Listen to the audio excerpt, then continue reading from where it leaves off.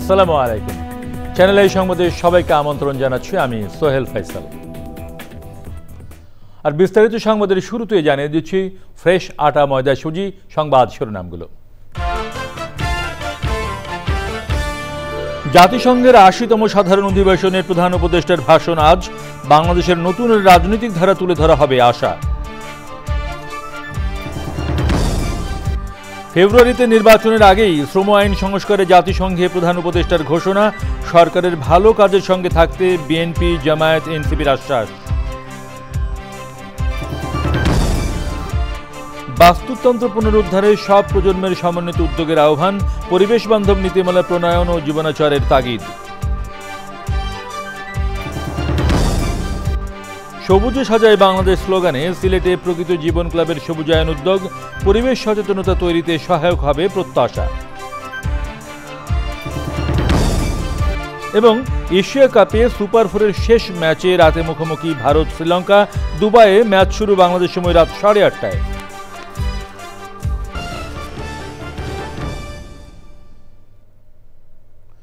প্রিয় দর্শক, সংবাদ শিরোনামগুলো জানাচ্ছিলাম। এখনকার এই সংবাদ আয়োজন একই সঙ্গে চ্যানেলের ইউটিউব চ্যানেলে এবং চ্যানেলের ওটিটি প্ল্যাটফর্ম আই স্ক্রিনে লাইভ স্ট্রিম হচ্ছে।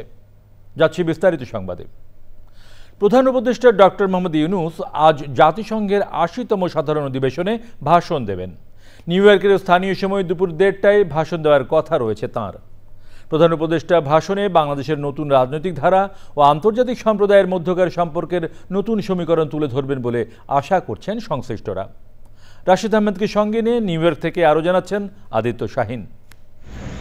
দ্বিতীয়বারের মতো সরকার প্রধান হিসেবে জাতিসংঘের সাধারণ অধিবেশনে নোবেলজয়ী অর্থনীতিবিদ অধ্যাপক মোহাম্মদ ইউনূসের ভাষণ। এবারের ভাষণেও তিনি বিশ্ববাসীর সামনে বাংলাদেশের জুলাই অভ্যুত্থানের তাৎপর্য তুলে ধরার পাশাপাশি আগামী ফেব্রুয়ারিতে একটি গ্রহণযোগ্য নির্বাচন অনুষ্ঠানে সরকারের প্রস্তুতির কথা জানাবেন। আপনারা দেখেছেন ট্রায়াল খুব ভালো গতিতে চলছে, রিফর্মের কাজগুলো গুছিয়ে আনা হয়েছে। এখন জাস্ট জুলাই চার্টারটার সাইনিংটা বাকি। আশা করছি পলিটিক্যাল পার্টিগুলো শান্তিপূর্ণভাবে এটা একটা সমাধান করবেন। ইলেকশনের ক্ষেত্রে উনি অলরেডি ডেট ঘোষণা করেছেন, একটা টাইম লাইন দিয়েছেন যে ফেব্রুয়ারির প্রথমার্ধে হবে। প্রধান উপদেষ্টা তার ভাষণে পৃথিবীর সংঘাতময় অংশের রাষ্ট্রপ্রধানদের দৃষ্টি আকর্ষণ করবেন যুদ্ধের পথ পরিহার করে শান্তির পক্ষে অবস্থানের। গ্লোবাল ইস্যুগুলো নিয়ে উনি কথা বলবেন, ইউএনের রিফর্ম নিয়ে কথা বলবেন, গাজাতে যে জেনোসাইড হচ্ছে সেগুলো নিয়ে কথা বলবেন, ক্লাইমেট চেঞ্জ নিয়ে কথা বলবেন, ক্লাইমেট চেঞ্জ কীভাবে বাংলাদেশকে ইম্প্যাক্ট করেছে। বাংলাদেশের রাজনৈতিক পরিবর্তনের সময়ে বিশ্বকে আশ্বস্ত করা জরুরি যে দেশটি স্থিতিশীলতা, অন্তর্ভুক্তি এবং গণতন্ত্রের পথে এগোচ্ছে। জাতিসংঘের ৮০তম সাধারণ অধিবেশনে উপস্থিত রাষ্ট্রপ্রধানদের মধ্যে বাংলাদেশের প্রধান উপদেষ্টা প্রফেসর মোহাম্মদ ইউনূস অনেক দিক থেকেই অনেক বেশি বর্ণাঢ্য জীবনের অধিকারী। তার অর্জন, যুগ চিন্তা এবং উন্নয়নের পথ অনেকের কাছেই অনুসরণীয়। সে কারণেই প্রধান উপদেষ্টার ভাষণের দিকে চেয়ে আছে সারা বিশ্বের রাষ্ট্রপ্রধানরা। Aditya Shahin, Channel I, New York. প্রধান উপদেষ্টা ডক্টর মোহাম্মদ ইউনূস বলেছেন, ফেব্রুয়ারিতে অনুষ্ঠিতব্য জাতীয় সংসদ নির্বাচনের আগেই আন্তর্জাতিক সংস্থাগুলোর সঙ্গে সামঞ্জস্য রেখে শ্রম আইন সংস্কার করা হবে। এরই মধ্যে কাজ শুরু হয়েছে বলেও জানান তিনি। জাতিসংঘের উচ্চ পর্যায়ের এক সভায় বিএনপি, জামায়াতে ইসলামী ও এনসিপি নেতারা বলেন, শ্রমখাত নিয়ে সরকারের ভালো কাজের সঙ্গে তাদের দল ঐক্যবদ্ধভাবে কাজ করবে। মোস্তফা মল্লিকের রিপোর্ট। নিউ ইয়র্কে জাতিসংঘে বাংলাদেশের স্থায়ী মিশন আয়োজন করে এক উচ্চ পর্যায়ের বৈঠকে শ্রমিকের অধিকার ও চলমান সংস্কার কার্যক্রম নিয়ে নানা আলোচনা ও প্রস্তাব উঠে আসে। আইএলও মহাপরিচালক, জাতিসংঘের বিভিন্ন সংস্থার জ্যেষ্ঠ প্রতিনিধি, কূটনীতিক, জাতিসংঘে দায়িত্বপ্রাপ্ত কর্মকর্তা ছাড়াও প্রধান উপদেষ্টার সঙ্গে অধিবেশনে যাওয়া রাজনৈতিক নেতারা খোলামেলা আলোচনা করেন। অনুষ্ঠানে প্রধান অতিথি ছিলেন প্রধান উপদেষ্টা অধ্যাপক মোহাম্মদ ইউনুস। তিনি বলেন, শ্রমিকদের দীর্ঘদিনের দাবি শ্রম আইন সংস্কারের, ভালো কাজের পরিবেশ তৈরিতে সংস্কার প্রয়োজন। বৃহৎ পরিসরে বিদেশি বিনিয়োগ আকর্ষণের জন্য শ্রম সংস্কার অপরিহার্য। ফেব্রুয়ারির প্রথমার্ধে অনুষ্ঠিত হবে বাংলাদেশে সংসদ নির্বাচন। জাতীয় নির্বাচনের আগেই আন্তর্জাতিক শ্রম সংস্থা ILO কনভেনশনের সঙ্গে সামঞ্জস্য রেখে গুরুত্বপূর্ণ সংস্কার বাস্তবায়নে অন্তর্বর্তী সরকার তার অঙ্গীকার পূরণ করবে। বিএনপি মহাসচিব মির্জা ফখরুল ইসলাম আলমগীর পোশাক শিল্পকে বাংলাদেশের অর্থনীতির প্রধান স্তম্ভ মন্তব্য করে বলেন, ভবিষ্যতে যে দলই সরকার গঠন করুক এই খাতের নিশ্চয়তা দিতে হবে। জামায়াত ইসলামীর নায়েবে আমির সৈয়দ আবদুল্লাহ মোহাম্মদ তাহের বলেন, তাদের দলের অনেক নেতাই পোশাক শিল্পে কাজ করার অভিজ্ঞতা আছে। তাই জামায়াতে ইসলামী মনে করে এই খাতকে শক্তিশালী করতে সব ধরনের সহায়তা দেয়া প্রয়োজন। জাতীয় নাগরিক পার্টির ডাক্তার তাসনিম জারা বলেন, রানা প্লাজা দুর্ঘটনা দেখিয়ে দিয়েছে শ্রমিকের নিরাপত্তা কতটা জরুরি ও প্রয়োজনীয়। ৮০তম সাধারণ পরিষদের অধিবেশনের ফাঁকে প্রধান উপদেষ্টা মোহাম্মদ ইউনুসের সঙ্গে বৈঠক করেন আলবেনিয়ার প্রেসিডেন্ট বজরাম বেকস। ক্রমবর্ধমান অর্থনীতিতে সহায়তার জন্য এবং শ্রমবাজারের চাহিদা মেটাতে বাংলাদেশ থেকে দক্ষ ও আধাদক্ষ কর্মী নিয়োগে আগ্রহ প্রকাশ করেন আলবেনিয়ার প্রেসিডেন্ট। প্রধান উপদেষ্টাকে তিনি জানান, আলবেনিয়া এরই মধ্যে বাংলাদেশ থেকে শ্রমিক নেয়ার জন্য আবেদন করেছে। প্রধান উপদেষ্টা এই উদ্যোগকে স্বাগত জানিয়ে বলেন, তরুণ ও উদ্যমী কর্মশক্তির কারণে বাংলাদেশ আলবেনিয়ার অর্থনৈতিক প্রবৃদ্ধিতে অবদান রাখতে সক্ষম। প্রধান উপদেষ্টা আলবেনীয় সরকারকে ভিসা প্রক্রিয়া সহজ করার আহ্বান জানান। Mostafa Mallik, Channel I. নিত্যপণ্যের বাড়তি দামে নাভিশ্বাস উঠেছে স্বল্প ও মধ্যম আয়ের মানুষের। পরিবার পরিজন নিয়ে নিত্য খরচ মেটানোর ভার অদৃষ্টের উপরে ছেড়ে দিতে চাইছেন অনেক নিরুপায় কর্তা। নির্ধারিত আয়ের বিপরীতে ব্যয় ভয়ঙ্করভাবে বাড়তে থাকায় মধ্যবিত্তের এরকম হাঁপিয়ে ওঠা। রিজভি নেওয়াজের রিপোর্ট। খরচ তো বাড়ছে 100%, আগের থেকে দ্বিগুণ খরচ বেড়ে গেছে। ওই যেভাবে সৃষ্টিকর্তা চালায় সেভাবে চলতেছে, উপায় নাই। আপনার পরিবারের জন্য মাসিক খরচ বাড়ছে না কমছে? এটা অনেক বাড়ছে, কয়েক দ্বিগুণের চেয়েও বেশি বাড়ছে আগের। নিত্যপণ্যের দাম নিয়ে এভাবেই বলছিলেন নয়াবাজার এলাকার কয়েকজন বাসিন্দা। সপ্তাহের বাজার করতে এসে প্রতিনিয়ত হতাশা নিয়ে ঘরে ফিরতে হচ্ছে তাদের। এই প্রাইসে আমাদের জন্য, সাধারণ জনগণের জন্য খুব কষ্টকর। সবজির দাম কম, এরকম প্রচারণা খুব ক্লিশে শোনায় জীবনের কাছে হাঁটতে বসা মানুষদের। মরিচ 200 টাকা, টমেটো 120 টাকা, ওই সিম 240 টাকা, কাঁকরোল 70 টাকা কেজি, লাউ 60 টাকা পিস, করলা 80 টাকা কেজি, আর সবচেয়ে কম দামে হলো পেঁপে 30 টাকা কেজি, 25 টাকা কেজি, 50 টাকা কেজি। সবজির দাম কম, কাস্টমার নাই। মানে বাজার চোরা আর কি, 100 টাকার নিচে তো কোনো সবজি নাই। পড়াই তো বাড়ে, আবার খুব কমে কোনখান দিয়ে? কমে তো না, কম নাই বাজার। টাকা কমে তো 5 টাকা বাড়ে, এই কমা। 100 টাকার নিচে একটা বরবটি আপনি 120 টাকা। মাসে মনে করেন যে হয়তো 5-7 হাজার টাকা বেড়ে গেছে আরো। মনোহারি দোকানেও সুখবর নেই ক্রেতাদের জন্য। 110 টাকা বিক্রি করতেছি, আগে 100 টাকা বিক্রি করতাম। লুজাটা আমার কাছে নাই আপাতত, আজকে এক সপ্তাহ যাবত পাওয়া মার্কেটে ভালো মাল পাওয়া যাচ্ছে না দেখে আনি নাই। ডিমের ডজন বিক্রি হচ্ছে 140 টাকায়, ব্রয়লার মুরগি 180 টাকা কেজি, গরুর মাংস 750 টাকা, আর ছাগলের মাংস 1000 টাকার উপরে। Rizvi Nawaz, channel I, Dhaka. ভবিষ্যতের নিরাপদ ধরিত্রী নিশ্চিতে সব রকম দখল দূষণ বন্ধের পাশাপাশি বাস্তুতন্ত্র পুনরুদ্ধারের সব প্রজন্মের সমন্বিত উদ্যোগেরও আহ্বান জানিয়েছে প্রকৃতি বন্ধু বীর মুক্তিযোদ্ধা মুকিত মজুমদার বাবু। চ্যানেল আইতে অনুষ্ঠিত বিতার্কিকদের পরিবেশ ভাবনা শীর্ষক আয়োজনে যুক্ত হয়ে পরিবেশ বান্ধব নীতিমালা ও জীবনাচারের প্রয়োজনীয়তা তুলে ধরেন সুধীজনরা। মোশাহিদুর রানের রিপোর্ট।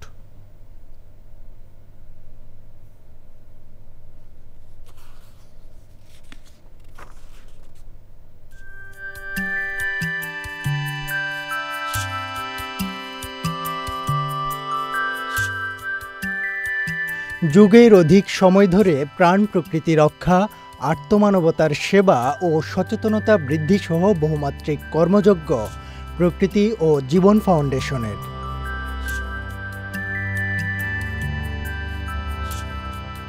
টেকসই ভবিষ্যৎ বিনির্মাণে সকল ফোরামে যখন তরুণদের সংযুক্তির জোর আলোচনা, তখন চ্যানেল আইতে বিতার্কিকদের পরিবেশ ভাবনার অবতারণা। ডিবেট ফর ডেমোক্রেসির বিতার্কিকরা তুলে ধরেন নিজেদের পরিবেশ ভাবনা ও জিজ্ঞাসা। প্লাস্টিক আসলে আমাদের জন্য কতটা ক্ষতিকর এবং এটা আমাদের ক্যান্সারের ঝুঁকি বাড়ায়। তো রিসেন্টলি সচিবালয় সিঙ্গেল ইউজ প্লাস্টিক বোতলগুলো ব্যান করা হয়েছে। পান্থকুঞ্জ পার্ক যেখানে প্রায় 2000 বৃক্ষ নিধন করা হচ্ছে এবং হাতির ঝিলে জলাধার ভরাট করা হচ্ছে। পরিবেশ দূষণ, প্রাকৃতিক দুর্যোগ, নদী ভাঙন, বায়ু দূষণ একটি গুরুত্বপূর্ণ সমস্যা এবং মানুষের জীবন ধারণের একটি হুমকি হয়ে দাঁড়িয়েছে। Due to climate change every year 6 lakh মানুষ ইন্টারনালি ডিসপ্লেসড হয়। যেই জায়গায় যাচ্ছে ওইখানে ওরা deprive human rights, social protection ওদের থাকছে না। ঢাকা শহরে জলবায়ু দূষণের অন্যতম কারণ হিসেবে আমরা দেখছি বায়ু দূষণকে, এবং সেই সাথে সেটার কারণ হিসেবে পুরনো গাড়িগুলো চলাচল করছে। ন্যাশনাল এবং ইন্টারন্যাশনাল ক্ষেত্রে গণমাধ্যম একটা ডিসকোর্স ক্রিয়েট করার ভূমিকা পালন করে। পরিবেশ সুরক্ষায় গণমাধ্যমের ভূমিকা কি পর্যাপ্ত? শিক্ষার্থীদের সময়োপযোগী ভাবনায় ইতিবাচক অগ্রগতি আনবে উল্লেখ করে সমন্বিত উদ্যোগে গুরুত্বারোপ করেন সুধীজনরা। গ্লোবালি ডেভেলপমেন্ট ডিসকোর্সে ইউথ পার্টিসিপেশন, এটা very much acknowledge and appreciated.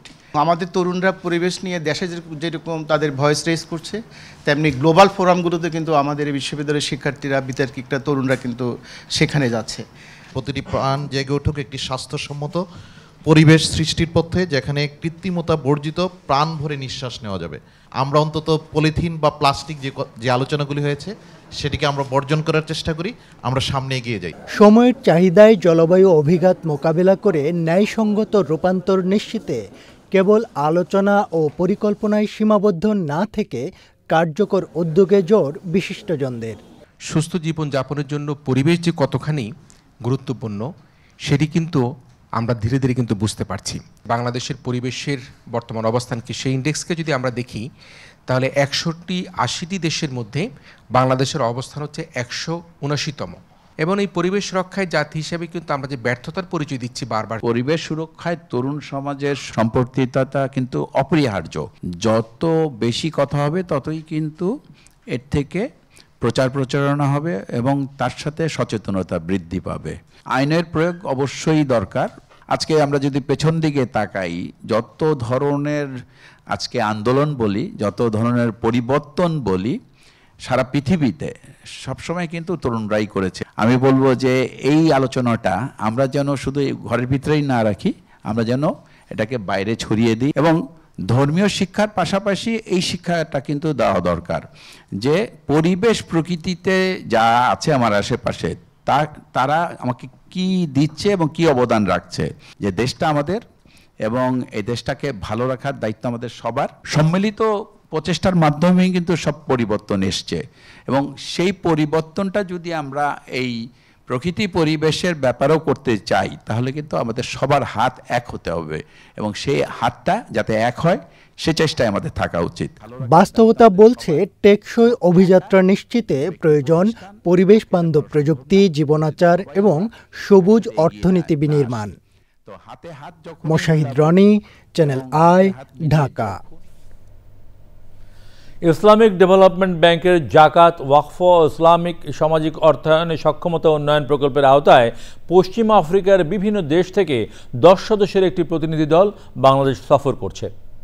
সফরের অংশ হিসেবে তারা 22 ও 23 সেপ্টেম্বর সেন্টার ফর জাকাত ম্যানেজমেন্ট CZM এর বিভিন্ন কার্যক্রম ঘুরে দেখছেন।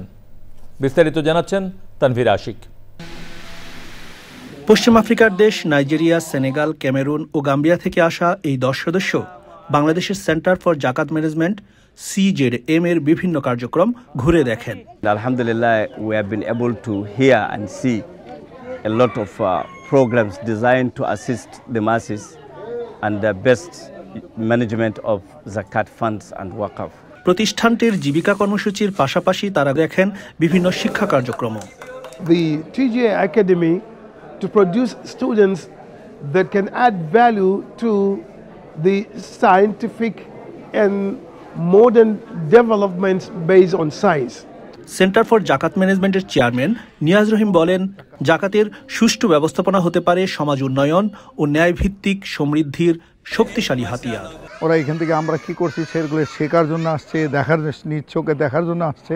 ক্ষুদ্র একটা উদ্যোগ দিয়ে শুরু হয়েছিল, সেখান থেকে আজকে প্রায় 33টি স্কুল, প্রায় 18,000 ছাত্ররা বৃত্তি নিচ্ছে এখান থেকে, মা শিশুরা সহযোগিতা পাচ্ছে।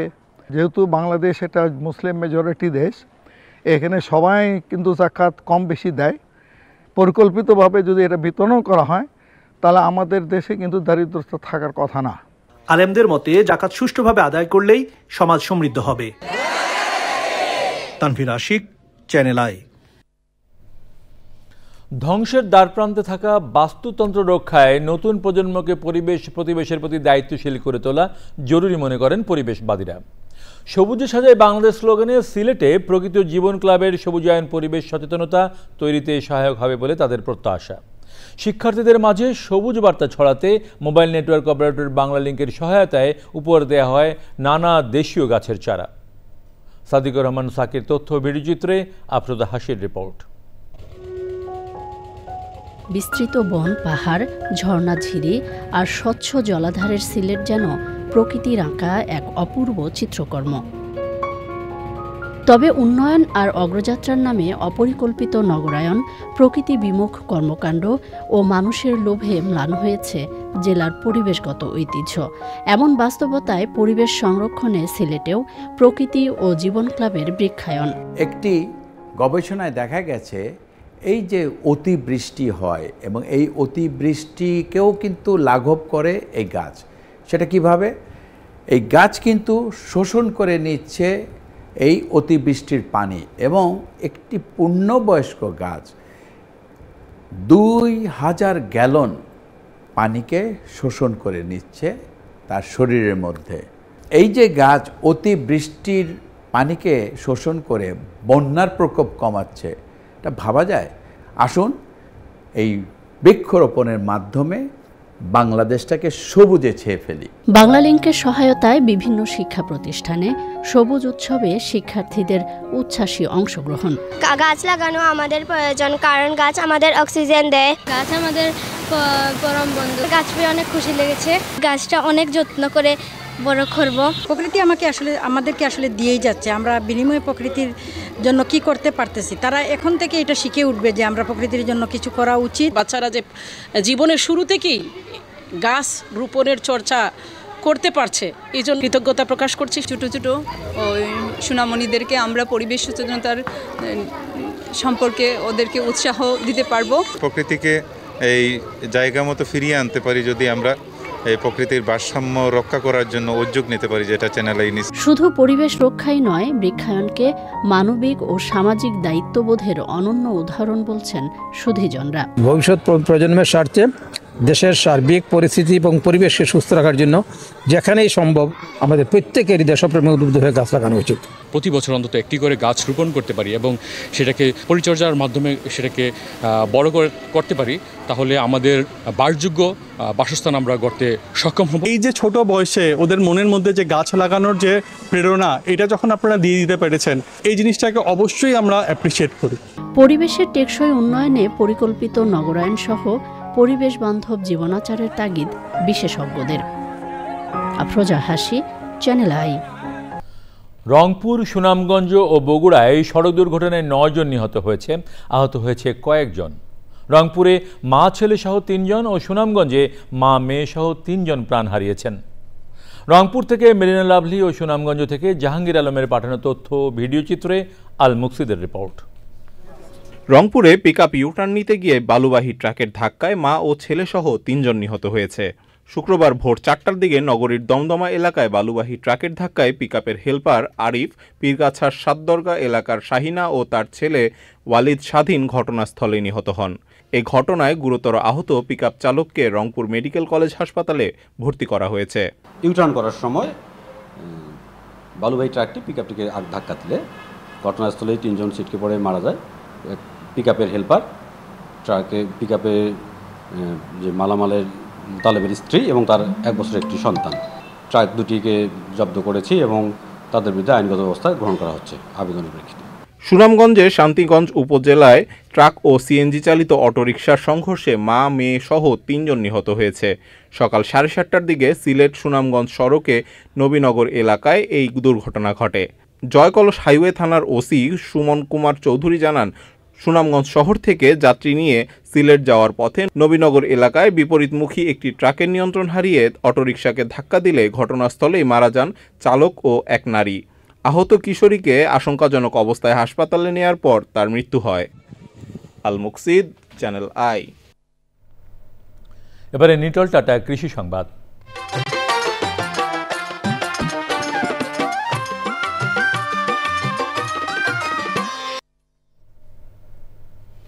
পার্বত্য চট্টগ্রামের পাহাড়ে জুম চাষে ফসলের ভরা মৌসুম চলছে। খাগড়াছড়ি, রাঙামাটি আর বান্দরবানে জুমের ফসল কাটায় ব্যস্ত সময় পার করছেন জুম চাষিরা।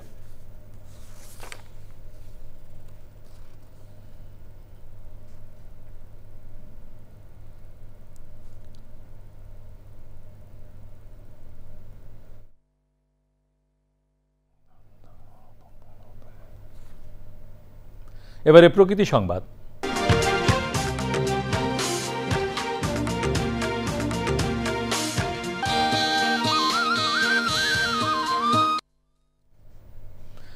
বাংলাদেশের উপকূলীয় অঞ্চল চকরিয়ায় একসময় ছিল দ্বিতীয় বৃহত্তম সুন্দরবন। স্থানীয়ভাবে চকরিয়া সুন্দরবন নামে পরিচিত এ বনভূমি ছিল জীববৈচিত্র্যের এক অনন্য ভাণ্ডার। নির্বিচার দখল ও প্রকৃতি ধ্বংসের 4 দশক আগেই অস্তিত্ব হারায় ম্যানগ্রোভ বা শ্বাসমূলীয় বনটি। এমন বাস্তবতায় টেকসই ভবিষ্যৎ বিনির্মাণে বন পুনরুদ্ধারের তাগিদ স্থানীয়দের।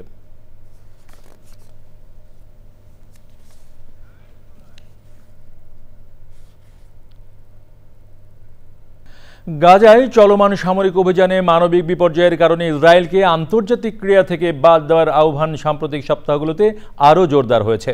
এবার ইসরায়েলকে আন্তর্জাতিক ফুটবল থেকে স্থগিত করার জন্য ভোটের প্রস্তুতি নিতে যাচ্ছে ইউরোপীয় ফুটবলার নিয়ন্ত্রক সংস্থা উয়েফা। অ্যাসোসিয়েটেড প্রেসের বরাতে ক্রীড়াভিত্তিক সংবাদ মাধ্যম ESPN জানিয়েছে, ইসরায়েলি দল দেশগুলোকে আন্তর্জাতিক ফুটবল থেকে সাময়িকভাবে বাদ দেওয়ার পরিকল্পনা করছে উয়েফা। উয়েফার 20 সদস্যের নির্বাহী কমিটির বেশিরভাগই ভোট দিতে পারে এই পদক্ষেপের পক্ষে। এতে আগামী বছরের বিশ্বকাপ বাছাই পর্ব সহ ইউরোপের প্রতিযোগিতায় খেলতে পারবে না ইসরায়েলি দলগুলো। আগামী সপ্তাহে বৈঠকে বসবে ফিফার 37 সদস্যের কাউন্সিল। সেখানে এই ইস্যুতে আসতে পারে গুরুত্বপূর্ণ সিদ্ধান্ত। এর সাথে শেষ করছি এখনকার সংবাদ। সবশেষে ফ্রেশ আটা ময়দা সুজি সংবাদ শিরোনামগুলো জানিয়ে দিচ্ছি আরও একবার। জাতিসংঘের 80তম সাধারণ অধিবেশনে প্রধান উপদেষ্টার ভাষণ আজ। বাংলাদেশের নতুন রাজনৈতিক ধারা তুলে ধরা হবে আশা। ফেব্রুয়ারিতে নির্বাচনের আগেই শ্রম আইন সংস্কারে জাতিসংঘ প্রধান উপদেষ্টার ঘোষণা। সরকারের ভালো কাজের সঙ্গে থাকতে বিএনপি, জামায়াত, এনসিপির আশ্বাস। বাস্তুতন্ত্র পুনরুদ্ধারে সব প্রজন্মের সমন্বিত উদ্যোগের আহ্বান। পরিবেশ বান্ধব নীতিমালা প্রণয়ন ও জীবনাচারের তাগিদ। সবুজে সাজায় বাংলাদেশ স্লোগানে সিলেটে প্রকৃতি ও জীবন ক্লাবের সবুজায়ন উদ্যোগ। পরিবেশ সচেতনতা তৈরিতে সহায়ক হবে প্রত্যাশা। এবং এশিয়া কাপে সুপার 4-এর শেষ ম্যাচে রাতে মুখোমুখি ভারত শ্রীলঙ্কা। দুবাইয়ে ম্যাচ শুরু বাংলাদেশ সময় রাত 8:30টায়।